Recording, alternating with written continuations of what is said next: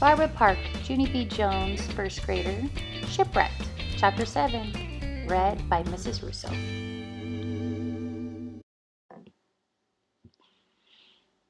Have you noticed that Junie B. has poor grammar? That means that she does not speak English properly. In this chapter, she says, I tapped on my chin, very thinking. After I read this chapter, think about a better way to say what she meant. Chapter 7, Shipbuilding. Friday morning. Dear first grade journal, we have been working on our play for the whole entire week. We already wrote some of our favorite words. And I'm going to say land. Land, land. We landed on land.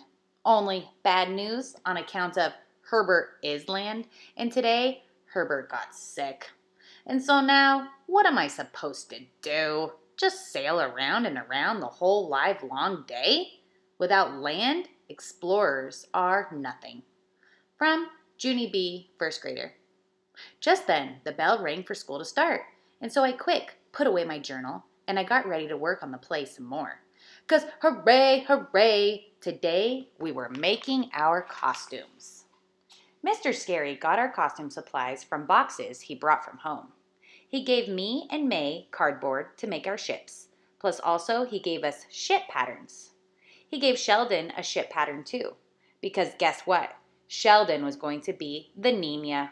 He said he didn't even care what the Nina was, the smallest ship, on account of he liked the little squiggle over the N. The little squiggle makes the Nina look special, he said. It looks like a little bird. Mr. Scary smiled at that comment. Then he told us how to tape our ship pieces together. Plus, he showed us how to make banners and sails. I'm going to color my ship banner red, 'cause red is my favorite color, I said. May looked down her nose at me. I'm going to color my ship banner gold, she said, 'cause gold means you're the golden best. And the Santa Maria has to be the best, or else why would Columbus choose it? I tapped on my chin, very thinking. Then I did a little grin. Maybe he liked big old tubs, I said. After that, I laughed and laughed at my own joke. I see nothing wrong with that. Pretty soon, Mr. Scary went to help Lucille. She was not working on her costume. My Richie Nana is going to hire her sewing lady to make my costume, she said. Plus, she's also going to buy me a crown of fake jewels. Mr. Scary said, no, we're all making our costumes in class, Lucille, he said. It's part of the project.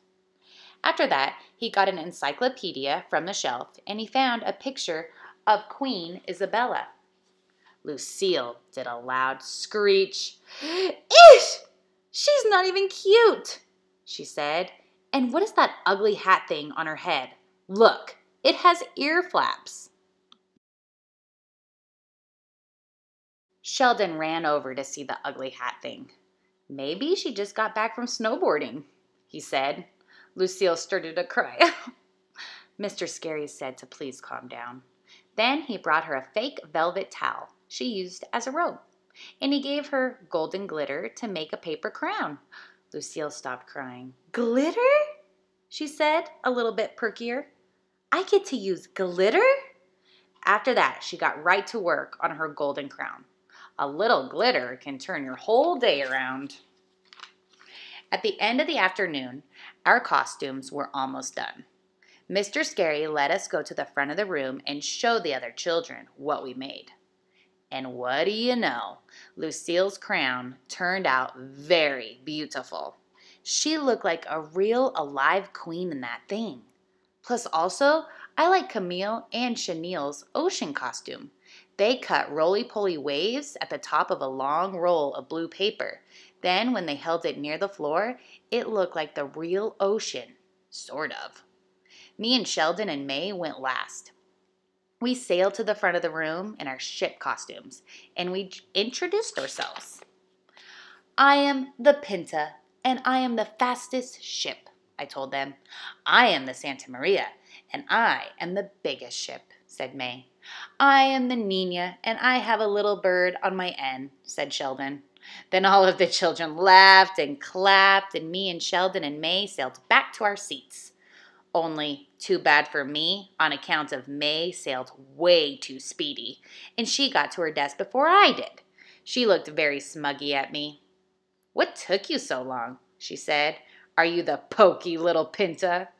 Then she laughed and laughed at her own joke. That is not good taste.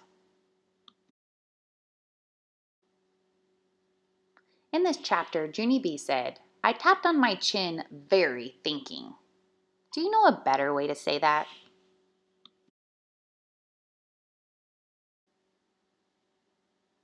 Instead of saying, "I tapped on my head very thinking," she could have said, "I tapped on my head as I was thinking." As we read the rest of this book, think about ways she could use proper English.